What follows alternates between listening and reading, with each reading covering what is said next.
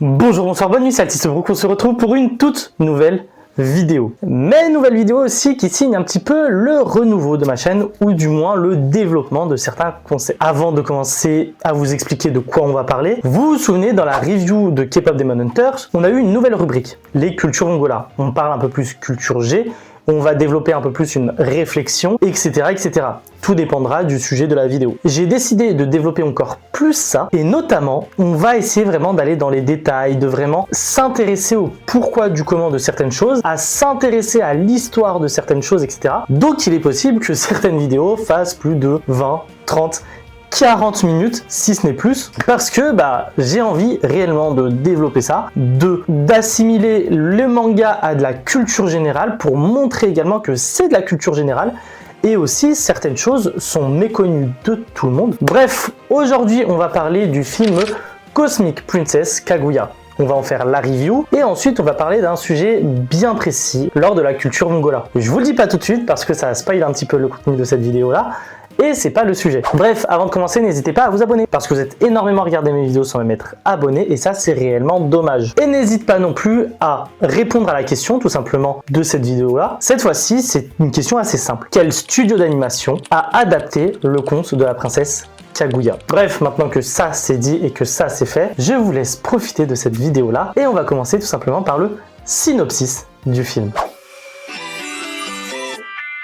Alors moi j'ai des conneries, je vous ai dit qu'on allait voir le synopsis, mais il faut d'abord que je vous présente le film. Donc Cosmic Princess Kaguya est un film original disponible sur Netflix depuis le 22 janvier 2026, si je ne dis pas de bêtises. Alors là, on a eu le droit à une coproduction de deux studios, le studio Colorido et le studio Chromato. Et pour la réalisation, on a tout simplement le droit à Shingo Yamashita. Alors c'est simple, il a fait juste quelques animés pas très connus, tu vois.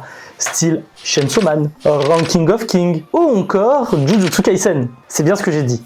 Pas très connu en soi. Bref, en tout cas, ce qui est sûr, c'est qu'on est sur un film fantastique de musique. Maintenant qu'on en a fait la présentation, on peut enfin et réellement passer au synopsis.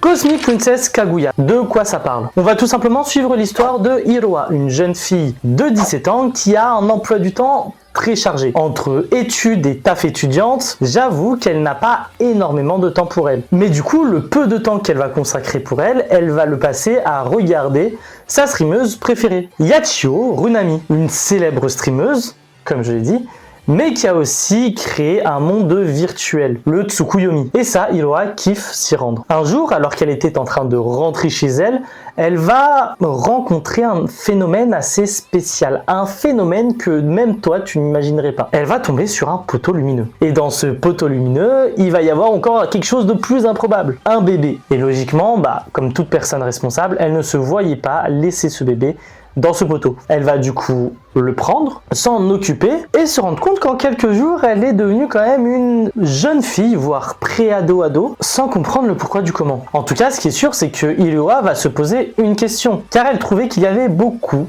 de similitudes avec un certain conte, le conte de la princesse Kaguya. C'est ainsi qu'elle va lui poser une seule question. Es-tu la princesse Kaguya? Bref, comment l'histoire de ces deux jeunes filles va évoluer? Ça c'est simple, il va falloir voir le film Cosmic Princess Kaguya. Et comme tu as l'habitude, je vais donner mon avis. Bon, à partir de maintenant, tu as 3 choix possibles. 1. Aller voir le film et ensuite revenir parce que je vais te donner mon avis et je vais spoil. 2. Tu t'en fous des spoils et du coup tu vas voir directement mon avis. 3. Tu vas directement au timer que je vais te mettre là, je sais plus, je vais le mettre quelque part en tout cas le timer, pour passer directement à la culture mongola. Bref, qu'est-ce que j'en pense du film? Alors comme d'habitude, on va passer par le format avant d'aller sur le fond. En termes de format, en termes d'animation, concrètement, c'est une qualité pro max, tu vois. Non, plus sérieusement, on va pas se mentir. Le film est très beau visuellement à voir. Que ce soit les moments de slice of life, que ce soit les moments de chant, que ce soit les moments d'action, le film est réellement très beau à voir et on en prend plein la vue. La BO, en sachant que c'est un anime qui va parler de musique. Ça va chanter dans l'animé, il y aura des chanteuses, il y aura des chanteurs, donc ça reste un point assez intéressant. En termes de vibe et d'ambiance du film, concrètement, c'est une réussite. Les chansons aussi présentes dans l'anime sont une réussite. Cependant, est-ce que je vais les ajouter dans ma playlist, par exemple, pour les écouter plus tard?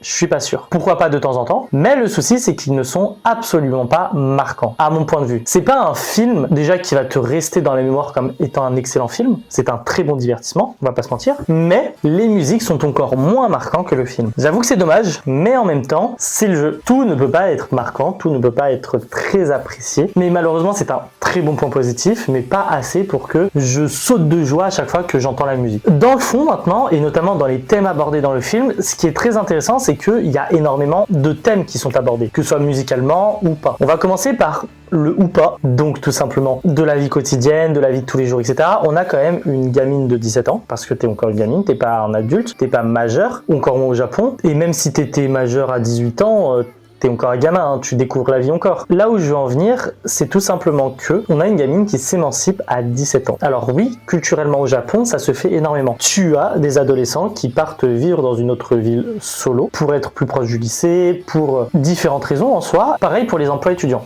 C'est pas rare d'avoir un emploi étudiant déjà au collège parfois. Donc là-dessus, c'est vrai que comparé à la France où tes premiers jobs étudiants à la rigueur arrivent à 16 ans, et encore généralement c'est que ceux qui ont le BAFA, de manière légale hein, bien sûr, tu vois qu'il y a quand même un écart et que la maturité d'une population japonaise n'est pas la même et n'arrive pas au même moment que la maturité déjà d'une population française. Alors oui, ça dépend des individus, blablabla. Je le sais, je fais une généralité. Mais c'est vrai que cette émancipation-là est super intéressante parce que, en plus de ça, elle n'est pas en bon terme avec sa mère dans le film. Donc il y a le conflit familial qui va rentrer en compte dans cette émancipation. Il y a le deuil aussi qui va rentrer dans cette émancipation parce que Hiroa, notre protagoniste, a perdu quelqu'un de proche dans sa famille. Elle a perdu son père, un membre de sa famille avec qui elle avait un lien très proche. Ils avaient une culture en commune. Ils avaient une passion en commune. Elle passait énormément de temps avec lui. Et de ce fait-là, depuis qu'il a disparu, elle a perdu un pilier dans sa vie. On sait tous que nos parents sont des piliers de nos vies, quoi qu'il arrive. Cependant, selon comment tu es proche de cette personne-là, de ce membre de la famille-là, de ce parent-là, ce pilier peut être plus ou moins importante dans ta vie. Je vous l'ai dit, en fait, ce film est super intéressant parce que si on regarde bien, tout est lié. Et d'ailleurs, en parlant de son père, puisqu'on vient d'en parler, ils faisaient de la musique ensemble avec Hiroa. D'où justement cette passion qu'ils partageaient ensemble. Et étant donné qu'ils faisaient de la musique ensemble, ils composaient ensemble. Et ça montre à quel point, déjà, les compositions sont différentes selon l'époque dans laquelle tu l'écris. Parce que, en fait, on voit une Hiroa qui était toute joyeuse, toute contente, qui écrivait une histoire avec son père, qui écrivait une musique avec son père. Une musique est une histoire, en réalité, ça raconte quelque chose. Sauf qu'elle va arrêter de composer cette musique-là. Elle va le laisser dans un fichier audio qu'elle ne retouchera plus, mais qui, grâce à sa rencontre avec cette autre adolescente, j'ai plus le nom, elle va donc ressortir ce fichier audio et créer quelque chose via ça.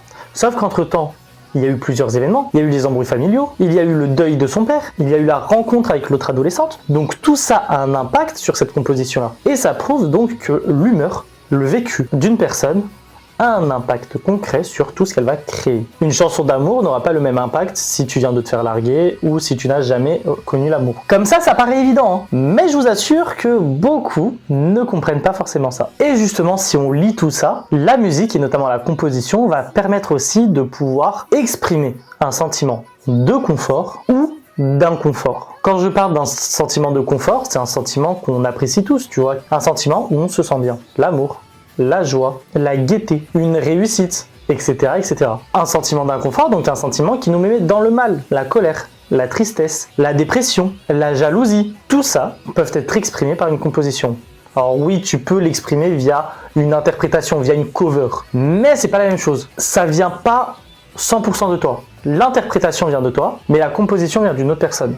Alors qu'une composition vient à 100% de toi. C'est toi qui as exprimer ce que tu as écrit et en plus l'interprétation c'est toi qui l'as fait comme tu la veux. Elle est là la nuance. Et puis surtout cette composition qu'Hiroa va faire, c'est une composition qu'elle a eue en héritage. C'est là où je peux vous perdre un petit peu. On a l'habitude des héritages que tu récupères à la mort de quelqu'un. Là, elle l'a pas récupéré à la mort de son père. C'est plus un héritage culturel. Un héritage qui va se transmettre d'une génération à une autre par la culture. Si on prend plusieurs exemples, le Neketsu. Le manga Neketsu est un héritage culturel que se sont réappropriés plusieurs auteurs. On considère par exemple Osamu Tezuka comme le créateur du Neketsu tel qu'on le connaît aujourd'hui. Mais ce Neketsu là, s'est transformé, s'est développé au fil des années. Dragon Ball s'en est inspiré de ce Neketsu là pour en faire une nouvelle formule.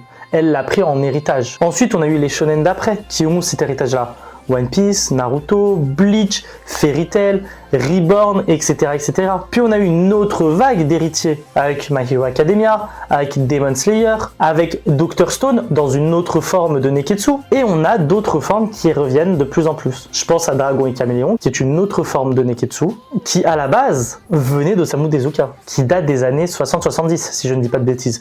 Donc ça commence à faire pas mal d'années, tu vois. Bref, là c'est le même principe. Iroha a hérité de cette composition de son père, de cette culture de son père, pour ensuite la terminer à sa sauce. Je vous ai dit, il y a trop de trucs intéressants en vrai, j'ai adoré le film. Mais on va aller sur l'avant-dernier point. J'ai vu le film 2 fois et demi, parce que la deuxième fois, j'ai vu qu'à moitié, je devais y aller quelque part, je sais plus où, enfin bref, on s'en fiche. Et après, j'ai vu une 3e fois en entier. Quand tu vois le film une première fois, tout peut te paraître assez vague. Tu comprends la plupart des choses qui se passent, ça, il n'y a pas de souci, il n'y a pas de galère en vrai. Mais un deuxième visionnage va te permettre de te dire, c'est vrai qu'il y a eu cet indice-là, tu vois. Et quand tu relis tout ça avec la fin du film, tu dis en fait, tout était sous nos yeux, mais je l'avais pas remarqué. Et c'est là où le film est fort. Une œuvre est vraiment qualitatif quand tu as besoin de plusieurs visionnages pour tout comprendre. Dans le sens où ça veut dire que tu peux le regarder plusieurs fois et plusieurs fois tu peux découvrir des choses. Effectivement, ça sera jamais la même saveur que la première fois. Mais le fait de connaître déjà le film, ça va te permettre de découvrir quelques petits secrets, quelques petits easter eggs, quelques petits foreshadowing, tu vois. Et te dire, mais en fait, ça c'était prédit, tu vois. Un peu à la SNK ou à la One Piece, tu vois. Alors One Piece c'est pas du foreshadowing, mais c'est autre chose. C'est pas le sujet.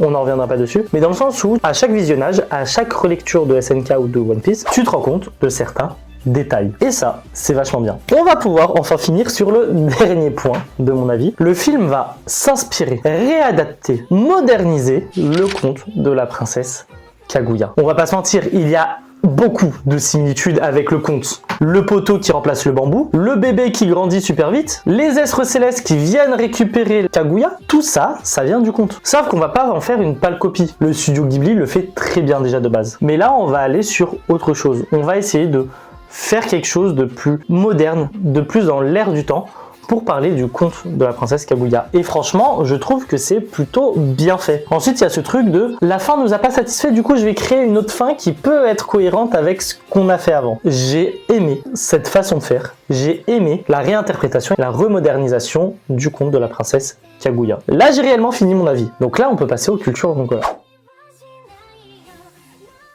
Avant de faire quoi que ce soit, je voulais vous parler d'un truc et mettre au clair certaines choses. Première chose, je voudrais m'excuser. Parce que je vais faire un truc contre mes valeurs, contre qui je suis et contre ceux pour lesquels je défends chaque jour. Les illustrations que je vais utiliser sur cette rubrique de vidéo là, ce seront des illustrations générées par IA. Pour 2 raisons. Je ne voulais pas récupérer des illustrations au pif sur Google pour illustrer la suite de cette rubrique-là. Étant donné que ce sont des illustrateurs qui se sont donné les moyens, ce sont des illustrateurs qui mériteraient qu'on les finance, et malheureusement, je n'ai pas ces moyens. On revient donc à votre deuxième point. Si j'avais l'argent et les moyens, j'aurais financé un illustrateur qui réaliserait les différentes illustrations pour cette rubrique-là. Malheureusement, je n'ai pas les moyens, je n'ai pas le talent de le faire.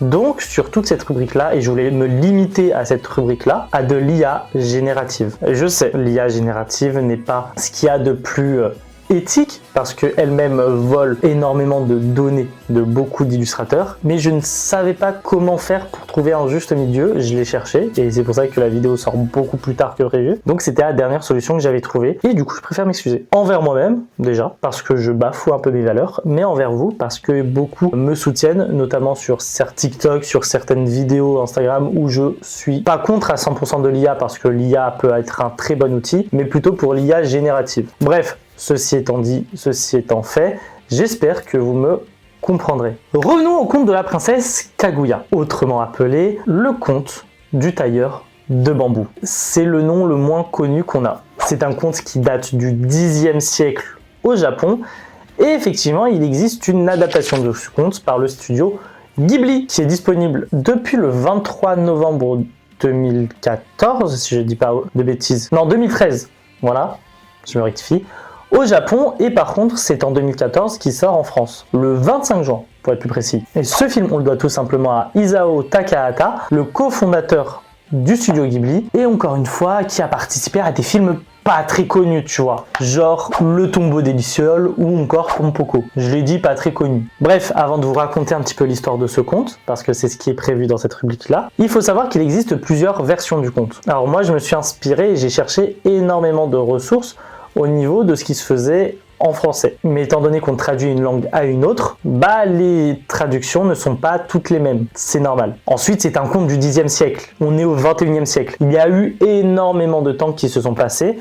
À la base, c'est quand même un conte qui s'est transmis à l'oral. Donc, j'ai essayé de regrouper énormément de points similaires pour en créer une version la plus fiable possible. Disclaimer terminé. Je peux commencer à vous raconter l'histoire de la princesse Kaguya. Il y a plusieurs siècles de cela, un vieil homme qui passait ses journées à couper du bambou, qui lui servait à fabriquer des paniers, des passoires et tout autre objet utile. C'est un beau jour, alors qu'il allait encore couper du bambou, qu'il tomba pour la première fois sur un bambou qui brillait. Complètement surpris, il va trouver une petite fille dans le bambou. Le vieillard, ne pouvant pas laisser la petite fille là où elle était, décida de la ramener chez lui auprès de sa femme. C'est ainsi que la vieillard fit la connaissance de la petite fille. Le vieux couple, n'ayant jamais eu d'enfant, décidèrent de l'élever et de s'en occuper. Depuis ce jour, à chaque fois que le vieillard allait couper du bambou, il tomba sur d'autres bambous qui brilla également. Cependant, il ne récupéra pas du bambou. C'est de l'or qui tomba de chaque bambou qu'il coupait. C'est ainsi que le vieil homme devena un homme riche. 3 mois plus tard, la petite fille devenait une jolie jeune femme. En effet, elle grandissait mystérieusement vite. C'est ainsi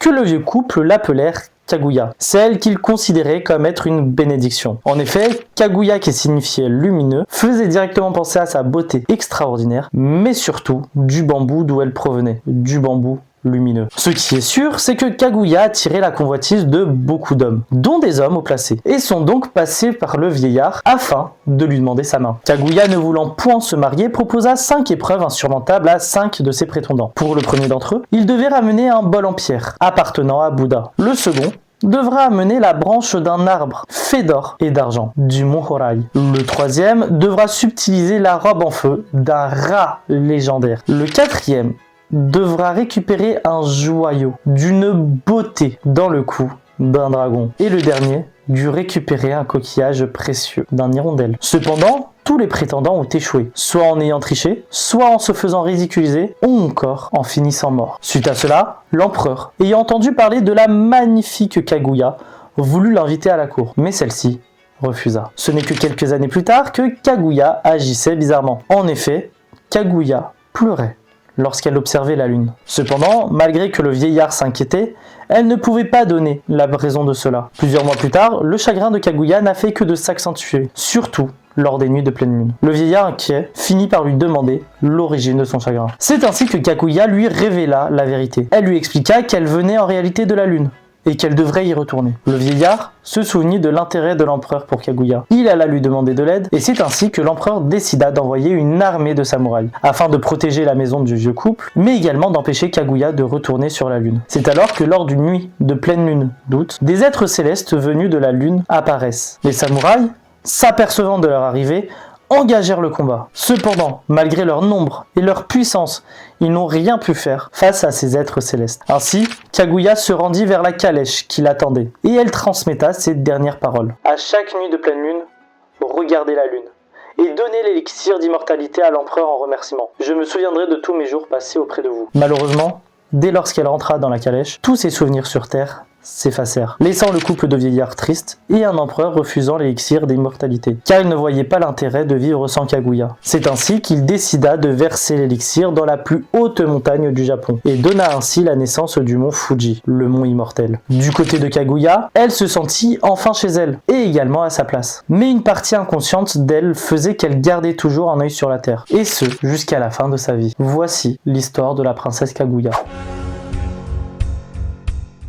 C'est ainsi que se termine cette vidéo. Comme je vous l'avais dit, je voulais développer la culture mongola. Cette fois-ci, je vous ai raconté le conte de la princesse Kaguya avec le maximum d'informations possibles. Ça m'a pris énormément de temps. Je vais pas vous mentir, sinon la vidéo serait déjà sortie depuis belle lurette, ce qui n'est pas le cas. Enfin bref, ce n'est pas ça le souci. Parce que j'espère que la vidéo va vous plaire. N'hésitez pas à me dire aussi dans les commentaires ce que vous en avez pensé de cette vidéo-là. Et je tiens également à m'excuser encore une fois pour les images générées par IA.